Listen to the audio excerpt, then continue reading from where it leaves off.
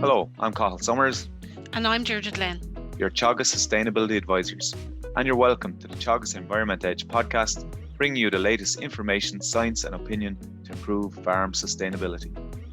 Hello everyone, and with Water Quality Week coming up from the 22nd to the 26th of March, we spoke to Jenny Deakin, who's the manager of the catchments unit in the EPA. Was there any part of the conversation, Cathal, that particularly interested or resonated with you? Yeah, no, Jenny is always great to talk to, and it's absolutely full of information. So I suppose the big thing there I really liked was Jenny is into modelling, trying to identify what's going to happen in the future with water quality. So we spoke a bit about the recent droughts we've had, the heavy rainfalls, the kind of different type of winters we're having, the extreme rainfall events that we're getting. And I suppose Jenny, what they're looking at is trying to predict what's going to happen, how we solve the problem. So I found that really interesting. Excellent. And we also spoke to Pat Murphy, who's Teagasc Head of Environment Knowledge Transfer. And I suppose what really interested me about the conversation was that we were way worse in the 90s in terms of water quality and nutrient emissions, but trends have improved. And I suppose he spoke to us about how Teagasc are working with the farmers and also industry through our research programs, our advisory programs, our education programs on implementing changes on farms. Yeah, it was a good conversation because sometimes we forget when we're hearing the media all the time the water quality is getting worse. We kind of forget actually we were quite bad in the 90s and a huge amount of work has been done. And Pat's pointed out several things that farmers have put in place to help solve the problem. And look, he said himself, he knows there's a problem there again and we have to just get on top of it before it gets out of hand. We spoke to Jenny earlier and I asked her, what's the current situation with water quality in Ireland today compared to 20 years ago? So where we're at now is we have around half of our rivers and lakes in good condition. Our groundwaters are pretty good. We've quite a high proportion of groundwaters in good condition, and similarly with our coastal waters. But probably the one water body type that's in the biggest trouble is our estuaries. We've only 38% of our estuaries in good ecological condition, as we call it, so good water quality condition. So we have a lot of work to do really with our estuaries and our lakes and our rivers. The biggest problem we have is that we have too much nutrients getting in, which causes an imbalance in the growth of algae in the systems. It's called eutrophication. And essentially that nutrient problem, too much nutrient coming not only from agriculture, but also from people, from urban wastewater. So on balance, where we do have problems, about half of those problems are attributable to agriculture, but the rest would then be lots of other sources of nutrients. And I suppose too, it's important to point out, it's not only all about nutrients. We also have some issues in places with too many chemicals and pesticides getting into the water, particularly where we need to drink that water. And also a kind of a new impact that's really the science is developing on is impacts to the habitat conditions in our rivers and lakes. So the kind of drainage works that we do and the removal of gravels and that from streams, or putting in barriers or weirs or bridges, that kind of impedes the flow of fish up and down the rivers and sediment, and that can cause a problem as well for the health of our aquatic ecosystems. So if we look back then 20 years ago, we're actually better now than we were 20 years ago, particularly in relation to the nutrients. We've made major strides. If we look back towards the late 1990s, we probably had the highest nutrient emissions that we've had over the last 30 years. And there were huge strides made, huge investments by farmers on farm with the new storage and the new rules as the new GAP regs came in, etc. And we were at our best really in terms of nutrient emissions in around 2012-13. But since then now the trends have changed again, and the increases are starting again in the emissions of nutrients to waters. So we really need to take the action now so that we don't end up back where we were 20 odd years ago. Yeah, and Jenny, I suppose a lot of people are familiar with kind of water quality at the moment. It's very topical.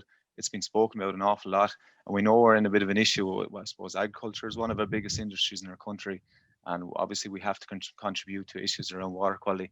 And there is a bit of a change in our industry at the moment, but a lot of farmers are aware that water quality testing is going on, and they've seen people hanging in over bridges taking samples. But I suppose the question would be, how do you monitor water quality in Ireland, or how is it assessed? Where do you get all the data from?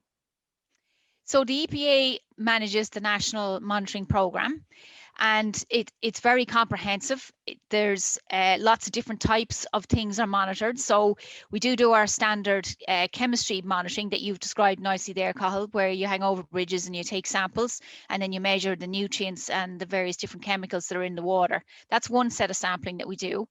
But we also do sampling of the biological indicators in the water. So by that I mean the fish, how healthy are the fish, how healthy are the insects, and how healthy are the aquatic plants. So we have monitoring programs that cover all of those things. And when we look at the data that we get back from all of those different elements, if you like, and put them all together, that tells us then how healthy are our water quality. So it's not just, as I said, all about nutrients, but it's also about what's living in the water and how healthy is the habitat that they live in. Yeah, it's funny because when we go out, you know, we're asset advisors. When we go out on the farm and we're chatting to people, the minute you start talking about chemistry, the eyes are starting to get heavy. People are starting to go sleep. But when you bring them to the river and get say the lobster scientists come down and do a kick sample and look at the macroinvertebrates in the river and see the life in the river, you know, it really focuses the mind. Absolutely. There's nothing like, you know, people remember and they relate much better to their memory of seeing fish in the river and seeing the birds and the insects and the plants. And you can see how maybe in some places that might have changed over time. Yeah, because the other thing, there's a lot of farmers would associate good water quality with fish. And like, I suppose when I was in college, I would have learned about kick sampling, but until I've actually seen it the first time in reality, you'd nearly be afraid to take your shoes off and walk across the river with the stuff that lives in it. And I think that really surprises people. Very true. It's true. It's true. Yeah. It's quite a lot of life in there. Yeah, it's like the circle of life. The fish have to eat something. If the food is not there, the fish are gone as well. That's exactly it. Spot on. Jenny, we have the Water Framework Directive, and I suppose out of that we have the River Basement Management Programme, which is Ireland's response to that. Could you elaborate a little bit on where we're at and what the River Basement Management Plan is trying to achieve, please? Okay, so we're obliged, as all member states are, to get a plan in place effectively for dealing with our water quality issues. And when I say dealing with the water quality issues, it's not only fixing the places where there's problems, but it's also what do we do everywhere else to protect water quality from deteriorating. So every 6 years we put together a plan called a River Basin Management Plan. And that plan is our response to our obligations under the Water Framework Directive. And it essentially sets out that all member states have to achieve good ecological status, it's called. So it's essentially healthy water quality and healthy fish and insects that live in that water quality in all our waters, at least good, because we're fortunate enough in Ireland to still have some high quality as well, which would be better than good. So we've to set out and try and achieve those objectives in all our water quality, and we have to put in place programs and measures, as they're called, essentially action plans for how we're going to deal with that for all of the different issues that are in place. So Ireland is in the process of developing its third River Basin Management Plan at the moment. It's due out later this year in draft for a consultation period, and then it'll be in place when it is finally adopted. It'll be in place for the 6 years from 2022 until 2027. And in that plan, then there'll be actions in place not only for agriculture, but also for the urban wastewater sector, for forestry, for dealing with the impacts we have from peat extraction, and all of the different pressures, I suppose, that impact on our water quality. I suppose the other thing is that we see on the ground, like that farmers are engaging, you know, with the actions and the solutions that we're trying to put in place. Some of them are regulatory and some of them are voluntary.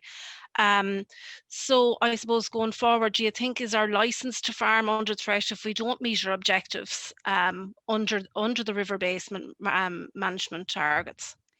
There's kind of two things in there for me, Deirdre. I mean, the first thing is, yes, we do have targets to meet, international obligations, legal obligations to meet. But really, if we step back from that and look at it more from first principles, it's in our own interests as a country to have our water quality in good shape. You know, we all need water quality to be good for drinking, for animals to drink, for our factories, for, you know, even computer systems. Everyone needs water to be healthy, and everyone likes to see healthy ecosystems that rely on that water, healthy birds, healthy fish, healthy insects. So it's really, regardless of what the EU are telling us we should do, it's really in our own interest to try and get our water quality up to where it needs to be. So it's great to see through your ASAP program that there is such engagement. I think there's a lot of interest out there in trying to work together and take a collaborative approach to trying to deal with these issues, and to try. I mean, everyone has a role to play. We're all part of the problem, but yet we're all part of the solution too. So really, it's about coming together and using the tools that we have, the knowledge that we have, to best effect, and everyone putting the shoulder to the wheel and working in the same direction to achieve the same ends. And Jenny, I know as part of your, I suppose, program within the EPA that you look at modelling and different models. What is a model, or how do you use it? So there's lots of different kinds of models, and I suppose really in summary, it's just a representation of a system that can help you to run different scenarios and see what happens. And it can be as simple as just a picture, or it can be as complex as a computer model that'll tell you that's full of numbers and rules, etc. And I suppose in simple terms, just to give you a couple of examples, Teagasc would have models of dairy farm system or a beef system, where you can put in different scenarios of different stocking rates and feed and fertilizer, and then your model can tell you what effects changing those ratios would have on your overall farm profit. So that's a model. EPA then has models of catchments, and we use those models to figure out what are the main sources of nutrients, for example, in a catchment, and where's the balance of the load coming from, be it urban wastewater or agriculture. And so models can be very simple or very complex. They're inevitably very dependent on the data that we have to put into them. And I suppose really we need to be upfront and say that all models are wrong, but some models are more useful than others. So it's important that we just use them as they're intended to be used, as a guide, as part of a wider toolbox, I suppose, to help us understanding what's going on in the environment. Do you think that? Yeah, sorry, Deirdre. Sorry, Jenny. Do you think the modelling provides consistency in decision-making tools? Absolutely. It can be very helpful for weighing up different scenarios and seeing what's the best option. Models can also be very useful for weighing up what might happen in different parts of the country if you try out different things. So as I say, it's part of our toolbox really to help us understand exactly what's going on in places and what the right measures might be. One really nice model that we've looked at recently is, I suppose, our greenhouse gas model, where it tells us if we stay doing what we're doing right now, it shows us where our greenhouse gas, I suppose, emissions will be in 10, 20 years' time, if we're going to meet targets or not.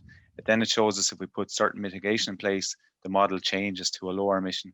Do you have something similar for water quality? Like what does the future look like for us in, say, 20 years' time, if we continue to stick on the trend we're going now, that, you know, water quality decreasing? We're actually doing some research in this area that's just started this year, because we have a major element that needs to be built into the water quality models, and that is our changing climate. So as you know, the climate predictions for Ireland are that we're going to have much drier summers, like we had in 2018 was a real eye-opener really, where we had such a dry summer.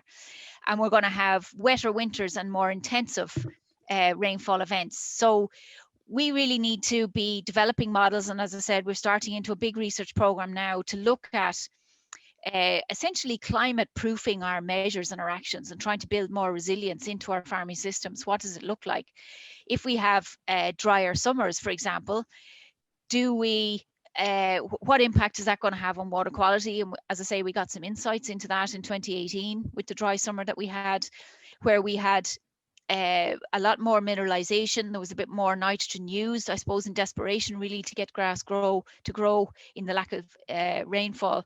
And then we saw a major push then in the autumn where the extra mineralization that had happened pushed more nitrogen out into the waters. So I suppose the question is then, if we can model the climate and we can model what might happen using current practice, how do we need to adapt our practice to be a bit more resilient and build in a bit more buffer into the system going forward? And a simple example might be, for example, what could we do in terms of our species, our grassland species, to help us keep the grass in the field for longer if we run out of rainfall during the summer? I know other countries use drought tolerant species, for example, in their mixed swards. So is that one thing that we could use our models to help understand how useful that would be? Do we have enough slurry storage to cope with the heavy rainfall and the more intense rainfall and the wetter winters? That'd be another question that we could use. So there's a lot of interest and a lot of work to be done scientifically in building these models to really, now that it's becoming more apparent what the climate change impacts are likely to be, we can develop those models to build in some understanding of how those climate changes will impact on water and what kind of adaptations do we need to make with our actions on farm to try and build in that resilience, as I said. I think that's hugely important, actually, because when you were on the Signpost series, so the Teagasc one a while ago, you said it really resonated with me when you talked about the drought in 2018. You said farmers probably threw nitrogen at it a bit in desperation because the grass wasn't growing, and like we saw that, like you kind of, the last thing you want to blame is lack of water, but that was the reality of the situation. And unfortunately, because there was nutrients in the soil and we had mineralization, that at the end of the year, then we got a big bang of nitrogen in the water. So I suppose what we have to learn going forward is don't stick your hand in the fire twice. We have to learn from our mistakes, and not alone is it, I suppose, a water quality issue, but it's on the farmer's pocket. It's a loss of money. So I think the modelling idea is really good. Jenny, do you think Oh, sorry, Deirdre, I'm talking over you again. Yeah, we're not used to drought in this country, so we've a lot to learn from our colleagues in Australia, New Zealand, and places who have to deal with this all the time. So there's lots of tools out there, I think, but we just 2018 really opened all our eyes as to what the potential this might bring going forward if these trends continue. And that was a really weird year as well, because not only did we have a drought, we had a very wet spring, then we had a really bad drought.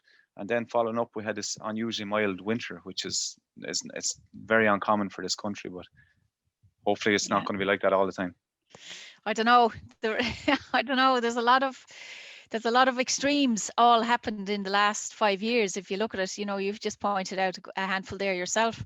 It's quite striking, and I think it's something that we're going to probably need to consider as part of the new norm. Are there any lessons that we could learn from New Zealand or from Australia going forward, or are we setting the trend or setting the curve in respect to our collaboration and our approach to sorting out the water quality issues here in Ireland? I think there's a bit of both is the answer to that question, Deirdre. There's been a lot of interest in New Zealand and in other member states in our collaborative approach, and in the ASAP program and the Law Pro approach, where you actually go out into catchments, you do your local science to find the problems, and then you work with farmers to respond to those particular issues that are relevant to their farms. There's huge interest internationally in our approach there, and I get quizzed on it all the time when I bring it up. People are really interested in it.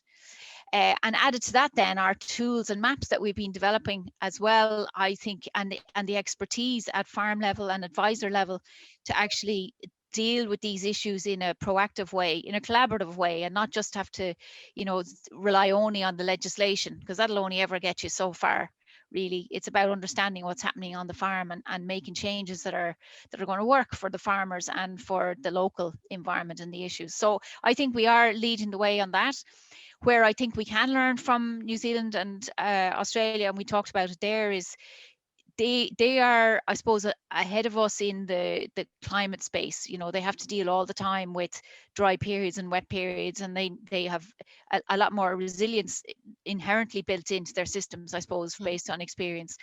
They're also doing an awful lot of research on what's actually happening in the ground and with nutrients, etc.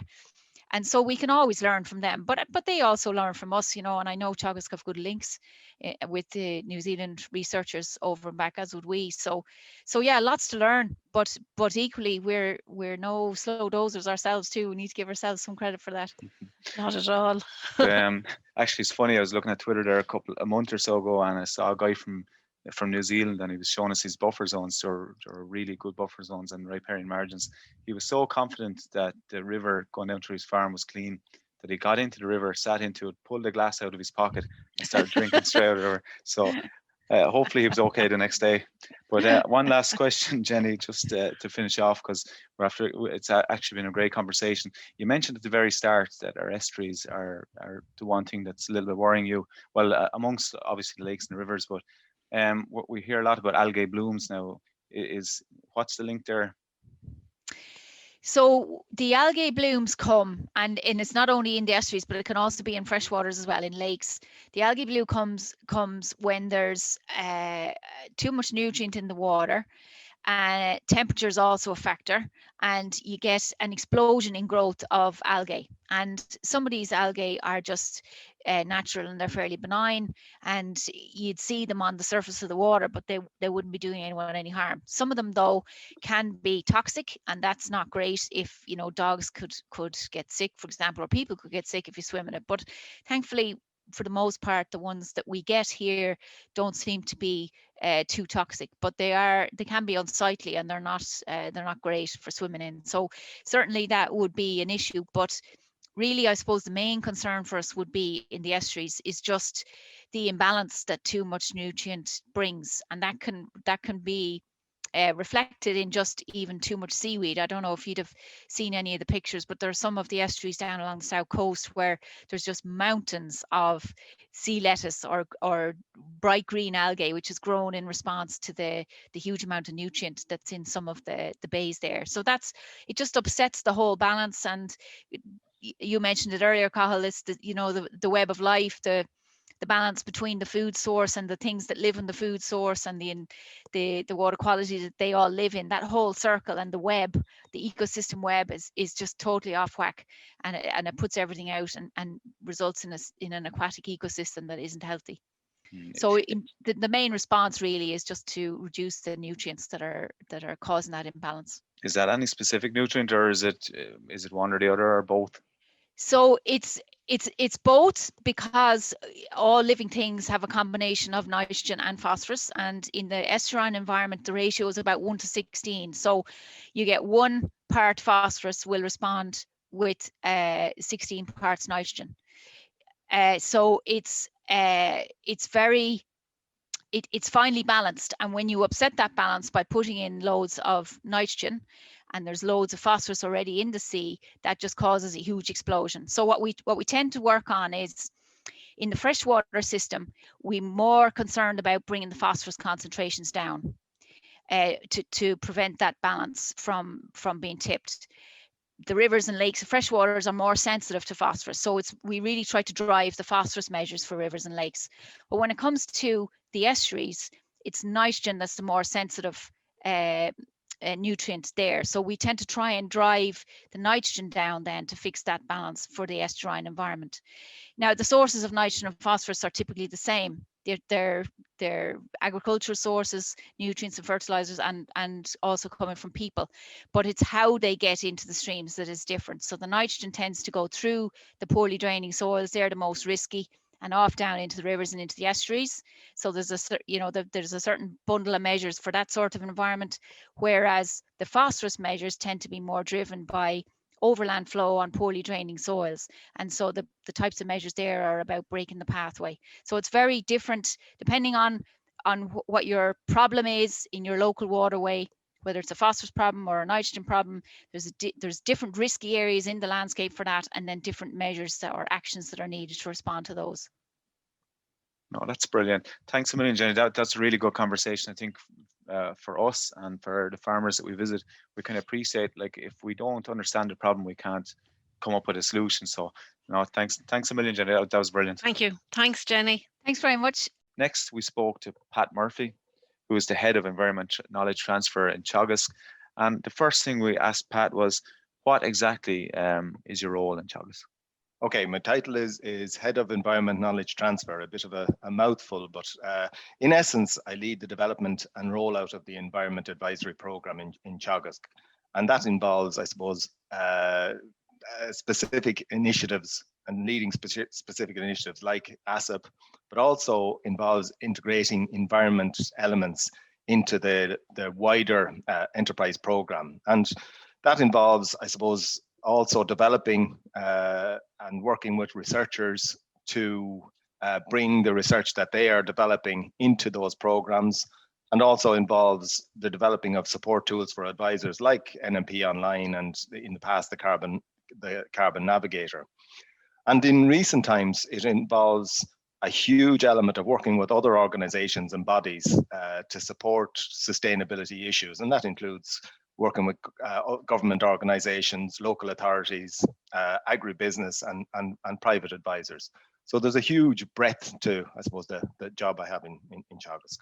And the good thing on that, Pat, is over the last couple of years, there's been a biodiversity crisis announced, water quality issues, greenhouse gas issues, and ammonia issues. So you're going to be busy for a few years anyway. But I suppose no shortage of workload. No, exactly. But look, we know agriculture is changing rapidly, and look, we just have to, I suppose, adapt and change with it and try and come up with solutions. But I suppose with Water Week this week, the big thing in my mind is we spoke to Jenny earlier on about the issues that I suppose are relating to agriculture. We are one of the biggest enterprises at 66% of the land use is under agriculture in the country. And I know in the EPA report from 2013 to 2018 that there is some issues there and there's pressures from water quality from agriculture. How are Teagasc as a whole addressing the issues? Okay, I break it down into I suppose 3 elements, and Teagasc's role has those 3 elements: it's research, advisory, and education. On the research side, and I suppose primarily through the Ag Catchments program, we're looking at the causes, the pathways of water, of issues that cause water problems. And over the last number of years, I think we've learned a huge amount about how farming impacts on water quality. And I suppose that other element of that is then looking at those impacts and looking at how we can reduce them in a cost-effective manner. And that's the main thing that research is trying to do.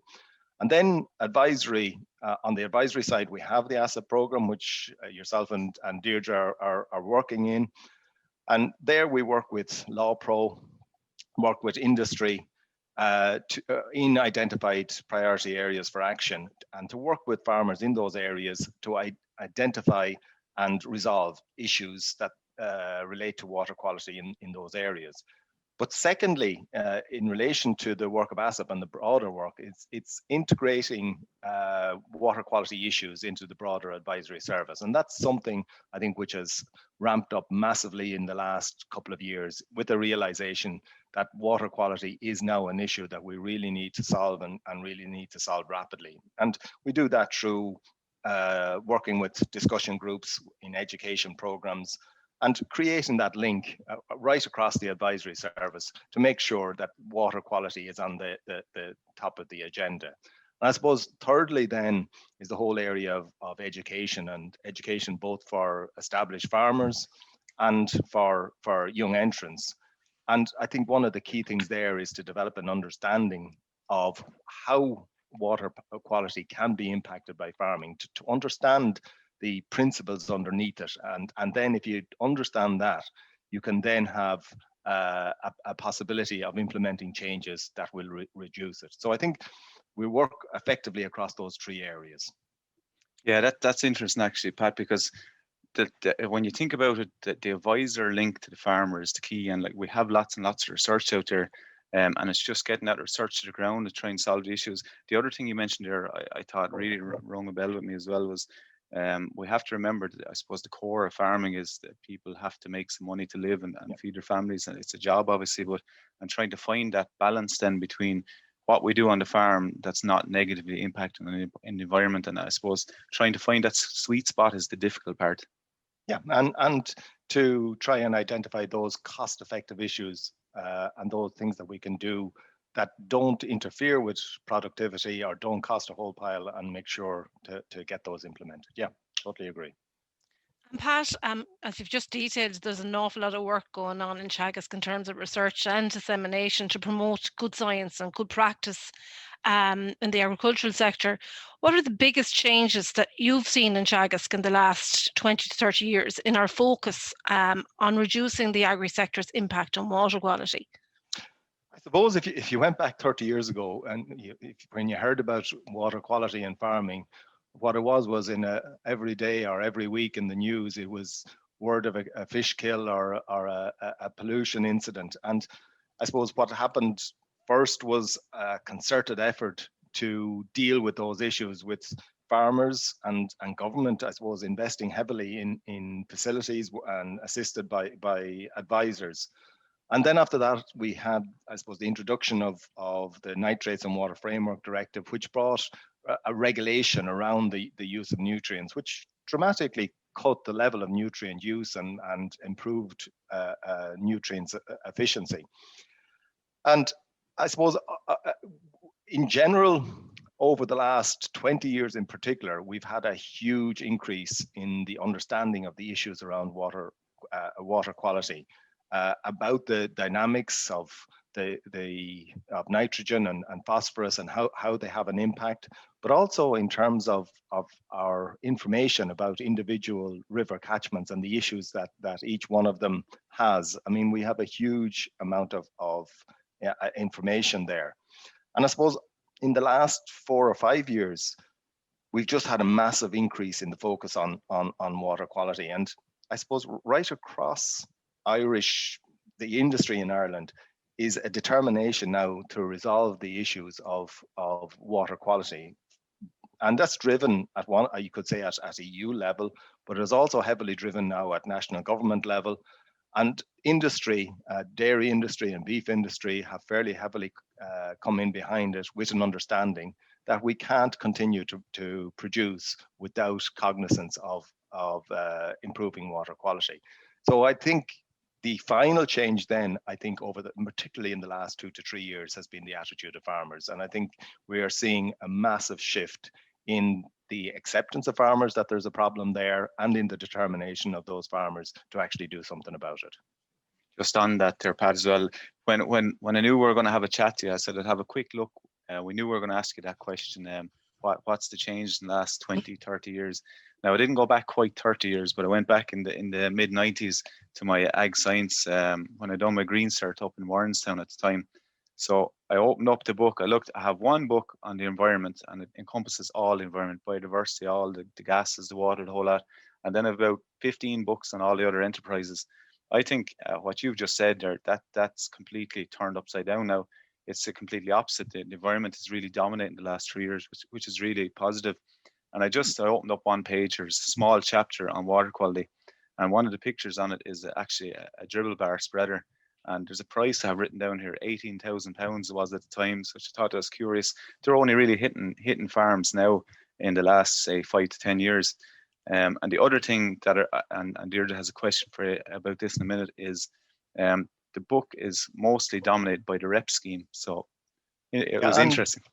Yeah, That's and right. I suppose that REP scheme was the beginning for an awful lot of farmers and advisors of mention of the importance of a broad range of environmental issues. So I think everybody has learned a huge amount in the space of 20 years. Yeah, absolutely.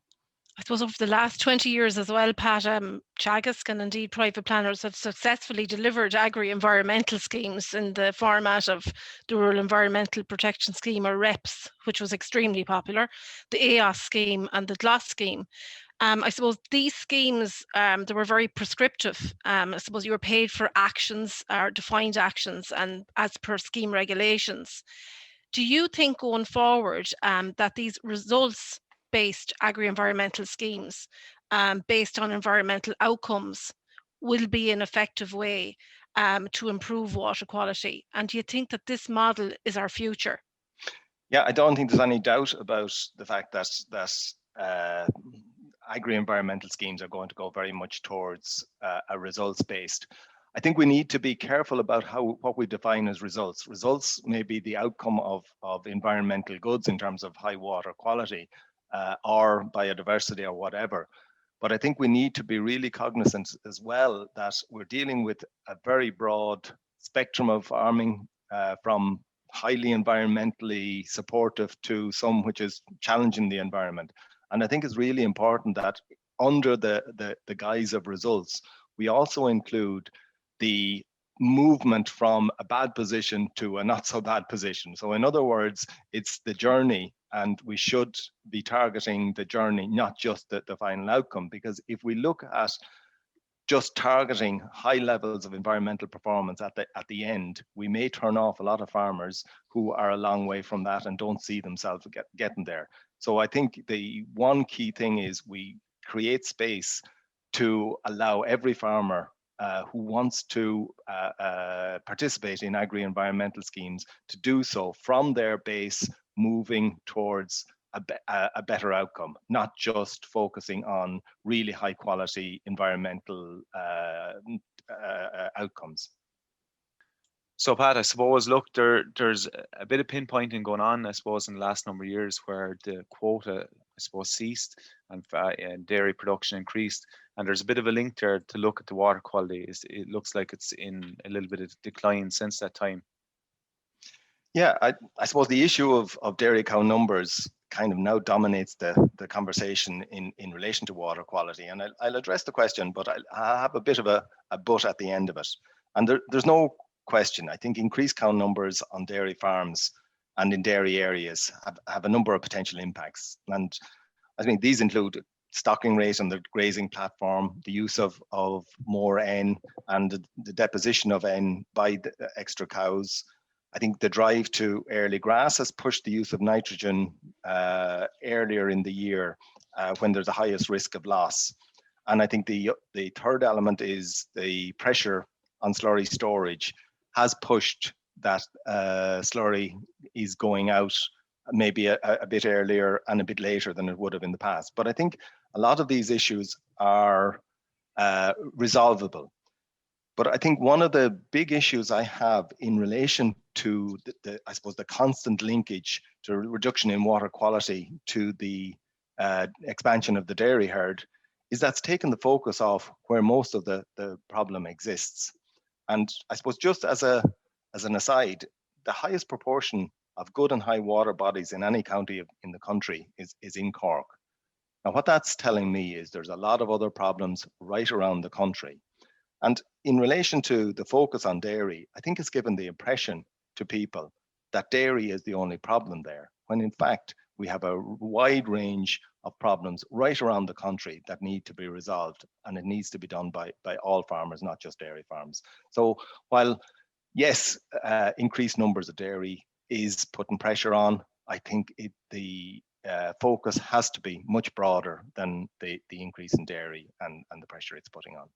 That's actually an important point to make, because the EPA will tell you that so we have the two big issues, or the three big issues are kind of phosphorus, sediment, and nitrogen. And the EPA will say that phosphorus is not necessarily linked to intensity. It can happen on a low intensity farm or high intensity farm, and nitrogen is probably more swayed towards the intensity. So as intensity increases, nitrogen issues might increase. So like you said, one of the main issues across the country is phosphorus, and it's not necessarily linked to intensity. So I suppose it's important that we bear that in mind when we're trying to solve the issues. Absolutely. And it would be very important for us to promote nitrogen use efficiency in all areas and all counties as well, I think. Absolutely, yeah. And I suppose that's the issue here. It's right across the country we have problems in every single county, with every single level of intensity of farming. Some land is more challenging for a variety of natural reasons than others. So we got to look at every single area, every single catchment that has a problem, and try and resolve it, whatever the issues are. Yeah, and I think I suppose, look, farm to fork has come in there recently as well, and it's a fair big change in agriculture over the next few years if we're looking at a 20% fertilizer reduction by 2030, and also it's in there as well that we're trying to increase from around 2 to 3% of organic farming up to 25%. And I suppose bearing in mind some of the other schemes that were in before, where we're trying to, I suppose, meet global food demands, and Ireland are quite good at that. Can we achieve both? Can we continue to meet the demand for food and also take care of the environment, or I suppose to balance both? I think we can. I think we've learned a lot over the last while, and you talk about the 20% reduction in fertilizer use, but there's also a 50% reduction in the impact of those, in the losses of those, both to water and to air. And I think that points a direction to us that, as well as looking at those reductions, we need to be looking at the improvement in the efficiency of use, so that we use products that are less loss, are less, from which less is lost to the environment, both to water and to air, and also that we get a lot more careful in our use of nutrients, so that we improve that efficiency. So that's just, I suppose, one area. In terms of the ability to achieve those goals, it's going to be hugely challenging. There's no question about it, and there are going to be elements where there are going to be degrees of restriction. But I think there is an ability there to improve and to reduce the losses that we have, while at the same time maintaining our output. And those are the areas, I think, where Teagasc has a huge amount of focus.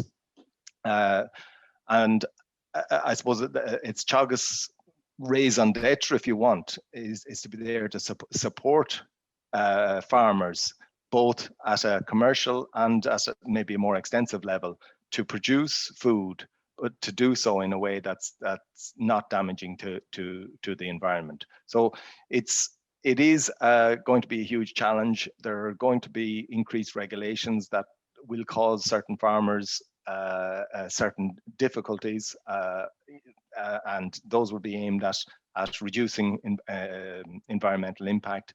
But I think we have a capacity to learn, to change the way we do things, so that we can produce that food without that environmental impact. Yeah, and I suppose what we're finding, be it in water quality, or there's lots of co-benefits. So you look at the MAC curve, a lot of the stuff that we do to I suppose, to take nutrients out of the river, or reduce losses to the atmosphere or to the air, it's a benefit as well to the farm. It's putting money back in the farmer's pocket. I suppose what I always say on the farm is, if it's in the river, it's money out of your bank account.